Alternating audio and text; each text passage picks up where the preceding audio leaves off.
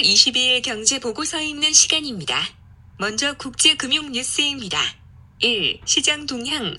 주식, 주요국 주가 혼조, 외환, 미국 달러화, 유로화 대비 강세, 유로달러, 마이너스 0.43%, 달러엔 0.19%, 채권, 미국 장단기 국채금리 하락, 원유, WTI 가격 하락. 2. 주요국 경제 동향 및 해외 시각.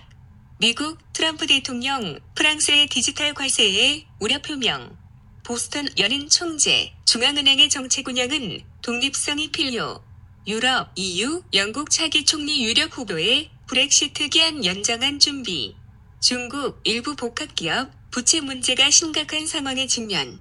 해외 시각 주요국 중앙은행의 통화정책 완화, 향후 경기 침체 시 정책 여지 축소 우려. 미국의 임금 상승률, 이전에 비해 통화정책 예측의 실효성 저하. 월드 이코노믹 트렌즈, 과거 사례와 비교한 향후 미국 달러화 흐름 진단.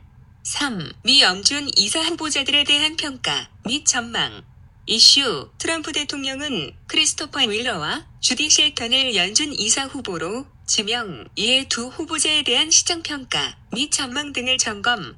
평가, 최근 발언 등에 기반 시 두 후보자 모두 통화정책 성향은 온건파인 것으로 추정. 월러는 전형적인 경제학자라는 인식이 강한 반면 쉘턴은 비주류, 친정부 인물로 평가. 월러는 공개 발언 내역이 거의 없으나 그의 경제 이슈 관련 폭넓은 연구 이력은 대체로 현 통화정책에 부합. 쉘턴은 연준의 이중책무에 의구심을 제기하는 등 비판적 입장을 고수하며 근본이 제로의 회귀를 옹호. 주요 외신은 트럼프 행정부와의 친분이 연준 독립성을 훼손시킬 것을 우려. 전망, 월러는 연준의 전형적 인사로 상원 인준 절차를 무난히 통과할 것이라는 시각이 중론이나 쉘턴은 논란의 여지가 많아 의회 승인에 난관이 예상.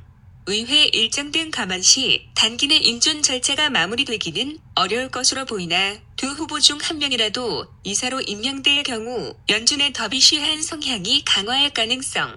4. 한국 박금리 추가 인하 시점 올해 내년 의견 양분. 7월 금융통화위원회는 기준금리를 25bp 낮춘 1.50%로 결정. 금리 인하 사이클의 돌입, 추가 인하 시점에 대해서는 올해와 내년 중으로 의견이 양분. 우호적 수급 여건이 하반기 채권 시장을 뒷받침. 다음은 경제정보센터 뉴스입니다. 1. 2019년 2분기 중소기업 수출 동향. 중소벤처기업부는 2분기 중소기업 수출 동향을 7월 19일 밝혔다. 19년 2분기 중소기업 수출액은 전년 동기 대비 2.0% 감소한 267억 달러. 중소기업 수출 감소는 미, 중무역 분쟁, 심화 및 글로벌 제조업 경기 둔화에 따른 중화권 수출, 부진, 반도체 단가 하락 등이 주요 원인. 2분기 수출 중소기업 수는 전년 동기 대비 1.4% 증가하였으며 중소 수출 비중은 전년 동기 대비 1.2%포인트 증가한 19.2% 기록. 2. 2019년 하반기 경제 전망. 한국은행은 하반기 경제 전망을 7월 18일 밝혔다. 최근 국내외 여건 변화 등을 고려할 때 경제 성장률은 2019년 2.2%, 2020년 2.5%를 나타낼 전망.